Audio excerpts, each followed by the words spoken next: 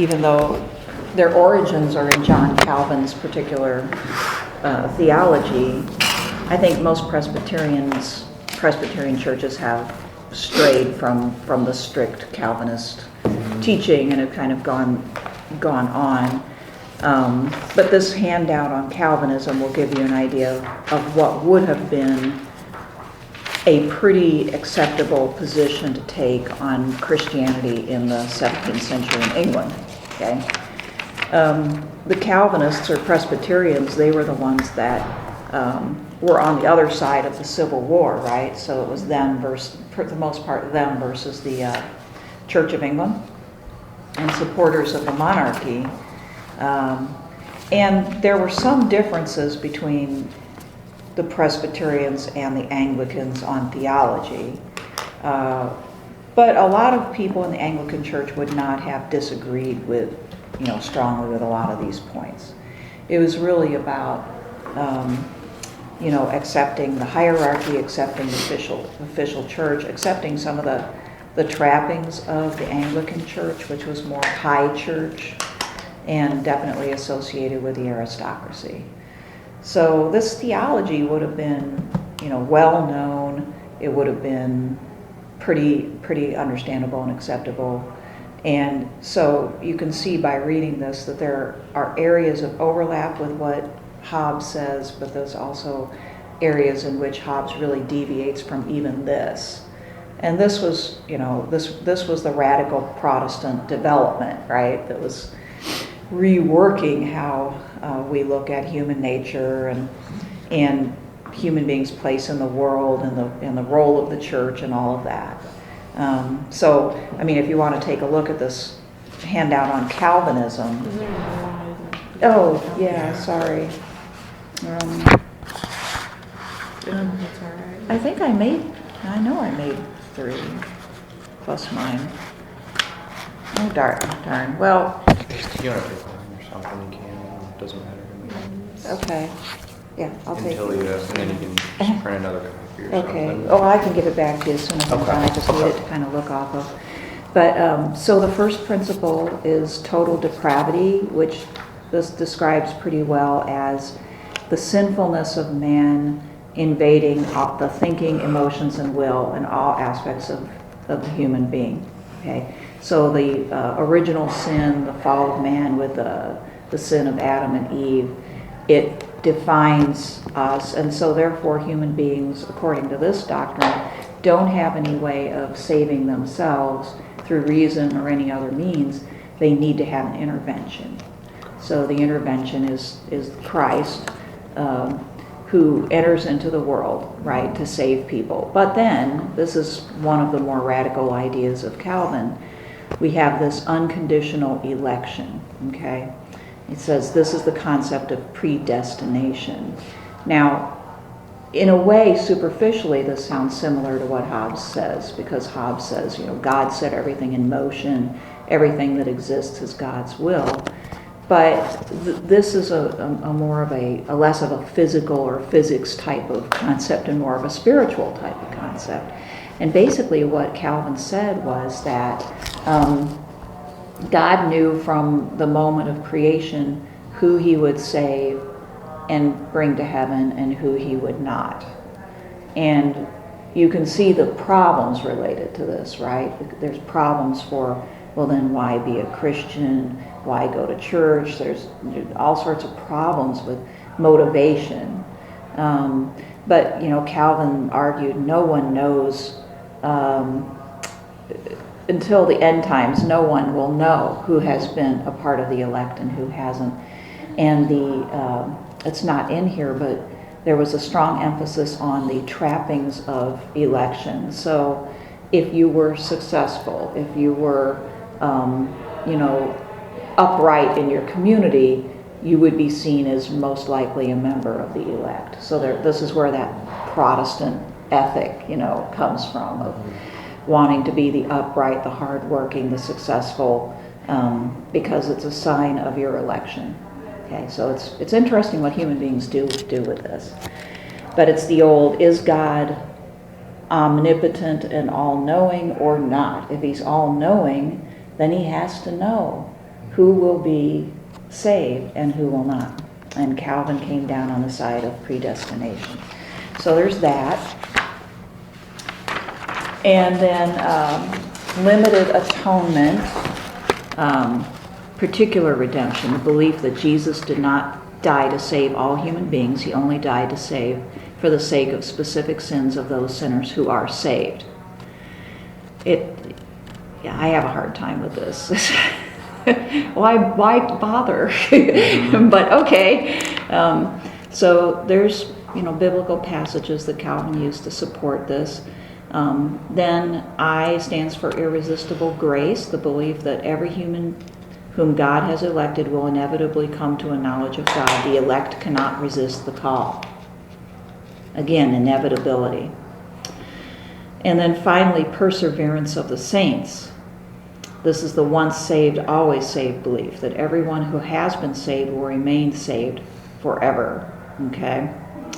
So, and then it's useful what you see down below, and you can read this whenever you want to, but how there were objections at the time to Calvinism, and some of them. Real quick, what time?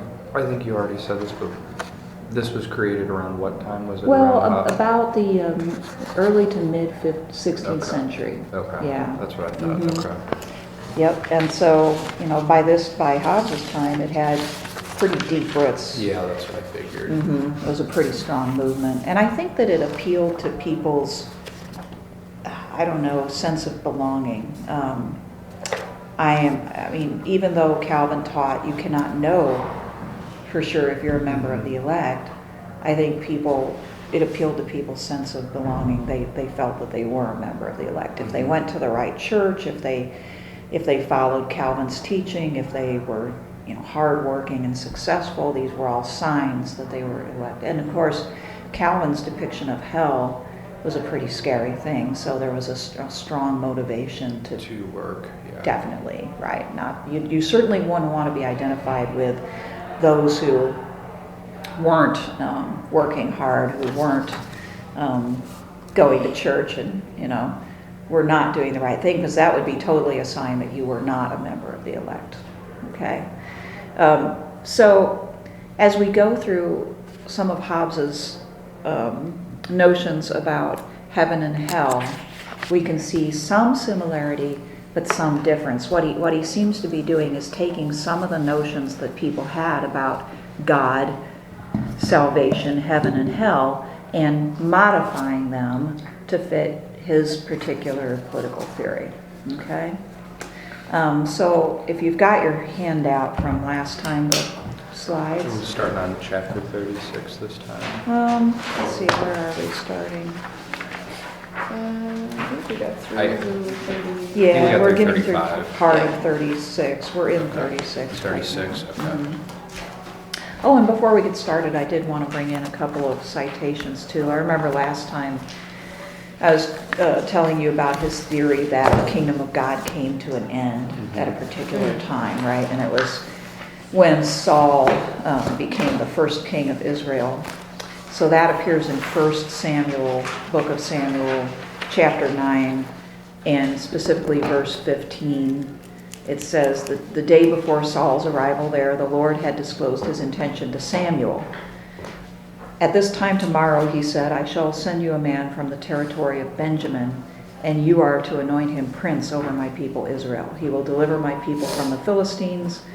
Somebody needs to deliver people from Philistines, right? And, sorry.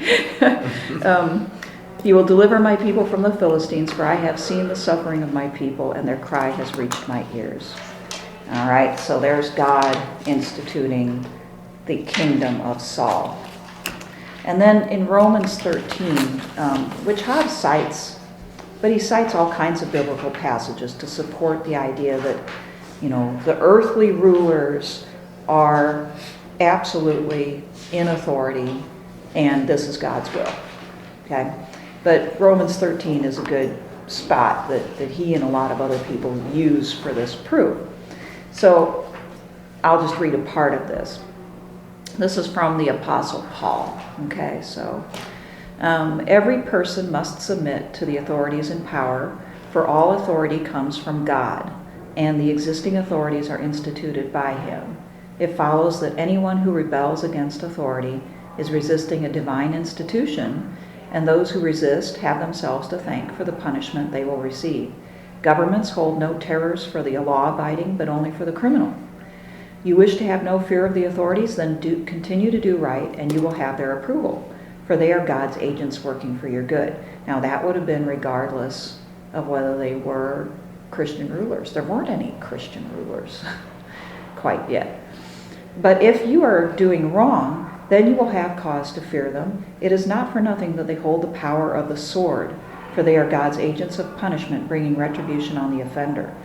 During the medieval period, a lot of theologians picked up on this, and bad monarchs and leaders of tribes who might not be Christian at all, who came along and did battle with Christians, would be called basically God's agents or God's punishment on Christians for their bad behavior. So if they were defeated by barbarians, that would be because God sent the barbarians to, punish them. This image of the ruler holds the power of the sword. The power of the sword is always with them, and what they do is God's will. So he finishes by saying, that is why you're obliged to submit. It is an obligation imposed not merely by fear of retribution, but by conscience.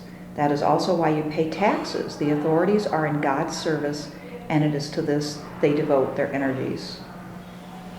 So there was plenty of backing in the Bible for this idea that God places, earthly rulers in power regardless of their religion, and that they're instruments of God's will. Now, there are plenty of other places in the Bible that seem to contradict that too, okay? So Hobbes, of course, doesn't use those, he uses these, right? And this is the problem with any lengthy scripture is you can usually find areas where you can receive backing for your position. It takes a lot of skill and objectivity to do it right. And, Hobbes was not interested in theology for theology's sake. He's a political philosopher. And he was not beyond picking and choosing his Bible citations. All right. So let's talk a little bit about, let's see. Well, we've already talked about that in a way. This idea that for Hobbes, then, divine right comes through the back door, meaning he rejects the old-fashioned theory of divine right, which he believes would make people expect God to actually, or the ruler to actually be a follower of the true God, right? Or the particular true religion. And replaces it with this idea, backed by these biblical citations, that God places any ruler in that position of authority and he is his instrument, okay?